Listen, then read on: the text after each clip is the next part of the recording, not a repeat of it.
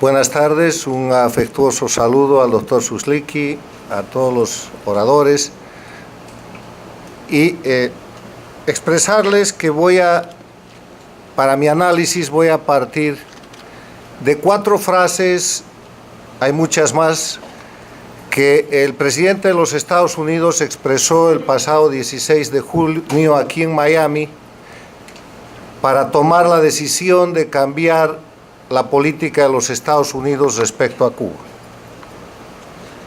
Manifestó que realizaba la cancelación total del mal acuerdo con el régimen cubano. Agregó la oferta de sentarse a la mesa a negociar un mejor acuerdo para el pueblo cubano, el pueblo americano y el pueblo cubano-americano. Dijo que el régimen de los Castro ha enviado armas a Corea del Norte y apoya la represión en Venezuela, violando los derechos humanos. Aumentó diciendo que no permaneceremos más en el silencio frente a la opresión. Y tal vez la frase más relevante que se escuchó fue la de decir: lograremos pronto una Cuba libre.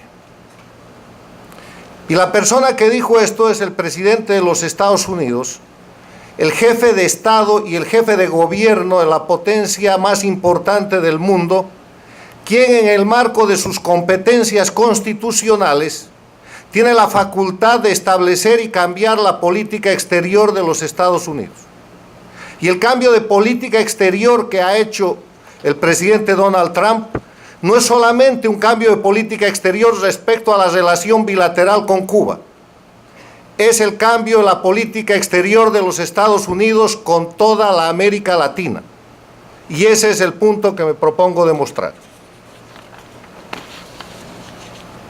Hasta 1999, en que Cuba sufría su periodo especial y su miseria, y todo el mundo libre esperaba que esa agonía lleve a la liberación del pueblo cubano, como sucedió con el tema de la caída del muro de Berlín y la desaparición de la Unión Soviética unos años antes.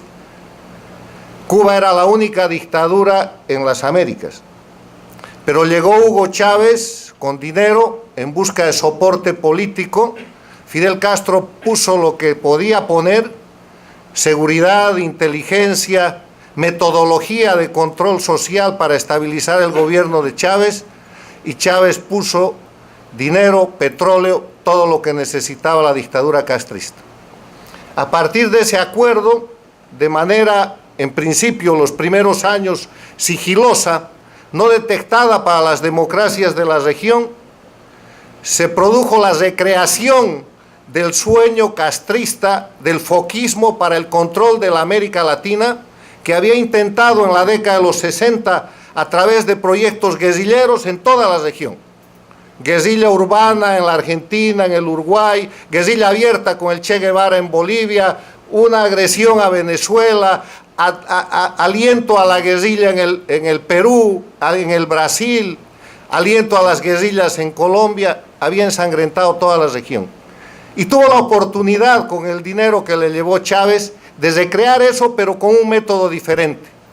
Liquidar la democracia por el mecanismo de la democracia, que son las elecciones, para tomar el poder, como lo hizo Rafael Correa, como lo intentó Evo Morales, como lo hizo el propio Hugo Chávez, a través del voto, y después, mediante sucesivos golpes blandos, destrozar la institucionalidad democrática y constituir lo que hoy día conocemos como las dictaduras del socialismo del siglo XXI en el marco del proyecto bolivariano, proyecto ALBA, que no es otra cosa que la expansión del castrismo en las Américas.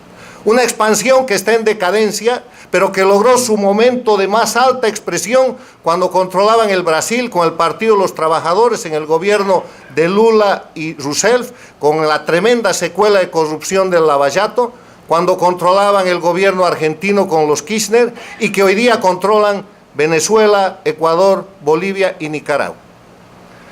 La observación de la realidad objetiva nos muestra que la dictadura castrista, en vez de contraerse, se expandió, y cuando murió Hugo Chávez, lo que pasó con la dictadura castrista fue que asumió el liderazgo político de América Latina. Y les doy para muestra un botón de ejemplo, que es el control de la Organización de Estados Americanos, sin participar directamente en la organización, con el control del voto de los países del Petrocaribe, los países propios de lo que es el socialismo del siglo XXI, al punto de hacer de la OEA la instancia de violación de la democracia, en vez de ser la instancia de cumplimiento de la Carta Democrática de septiembre del año 2001. Con el cambio del secretario Insulza al secretario Almagro, se produce un quiebre y vemos una OEA reclamando por Venezuela, aunque no reclame por los otros países, porque Venezuela es el país en crisis. Pero vemos también a la dictadura castrista manteniendo la vigencia de su poder, perdiendo la mayoría, pero logrando en la Asamblea General de Cancún de los últimos días bloquear las decisiones de la organización. Es una dictadura cuyo poder agoniza, pero cuyo poder todavía tiene vigencia. Y respecto a los Estados Unidos, el proyecto ALBA o el socialismo del siglo XXI tiene a sus jefes de gobierno, a sus dictadores, empezando por el fallecido Chávez, siguiendo por Maduro en Venezuela, siguiendo con Correa y Lenín Moreno en el Ecuador, el dictador cocalero Evo Morales en Bolivia y los Ortega, Daniel y su esposa en Nicaragua, declarados antiimperialistas, declarados enemigos de los Estados Unidos y que ejecutan esa enemistad con hechos como los siguientes. De Venezuela se votó al embajador americano, se votó a la DEA, se votó la cooperación militar, se votó AID. Lo mismo sucedió en el Ecuador, que además le quitaron a los Estados Unidos la base militar de Manta, que era la única base antinarcóticos que se tenía en la región. En Bolivia igual. Expulsado el embajador, expulsada la DEA, terminada la cooperación antinarcóticos y acabaron con toda la cooperación económica.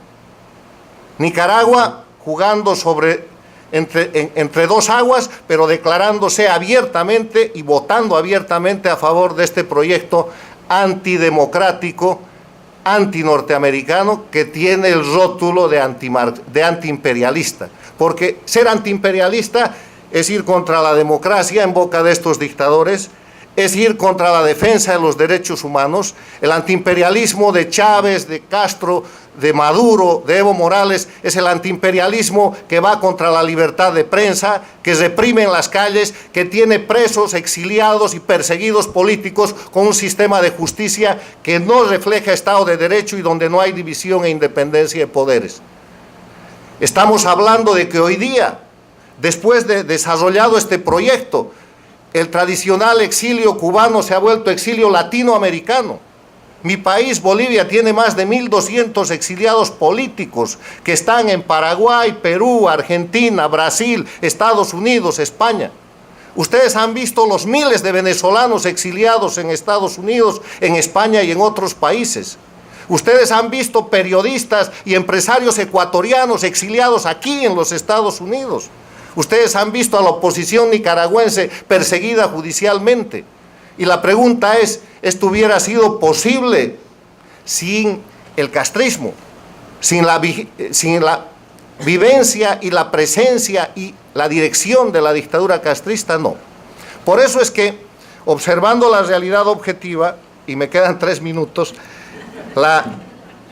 lo que ha hecho los Estados Unidos, lo que ha hecho el jefe de Estado, el presidente de los Estados Unidos, es un cambio de política exterior con Cuba, señalando la cabeza de las dictaduras del socialismo del siglo XXI, de las dictaduras de las Américas, porque hoy hay 2 Américas, una América dictatorial liderada por Cuba y expandida en Venezuela, Ecuador, Bolivia y Nicaragua, y que controla con la otra mano algunos votos del Petrocaribe y está infiltrada en El Salvador y está tratando de llevar a la guerrilla de las FARC al gobierno en Colombia, y la otra América que se defiende, que es democrática y que defiende la libertad.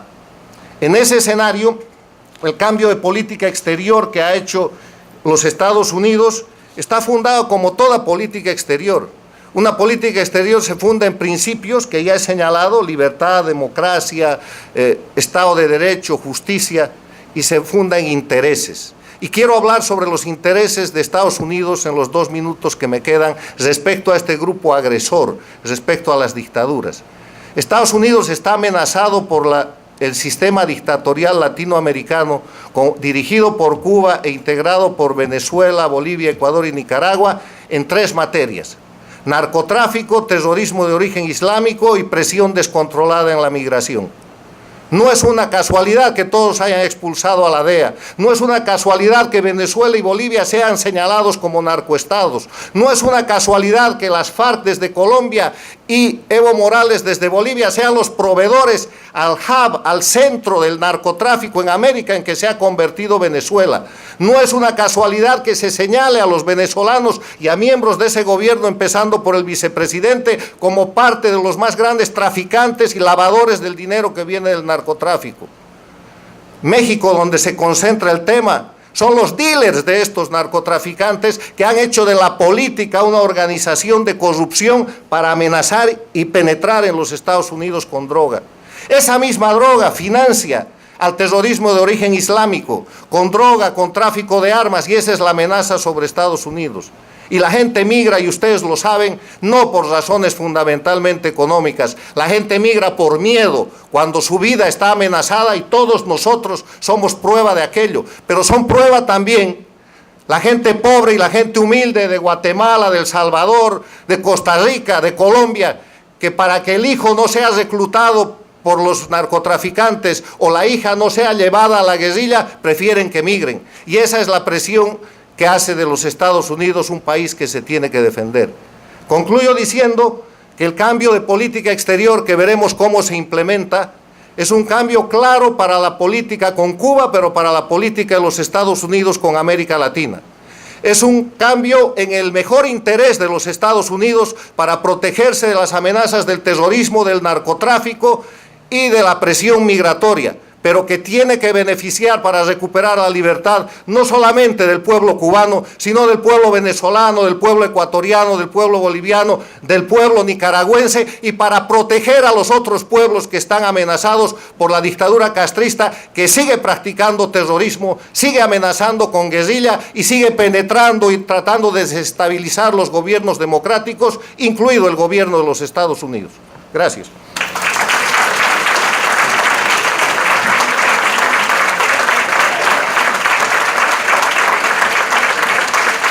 Muchas gracias.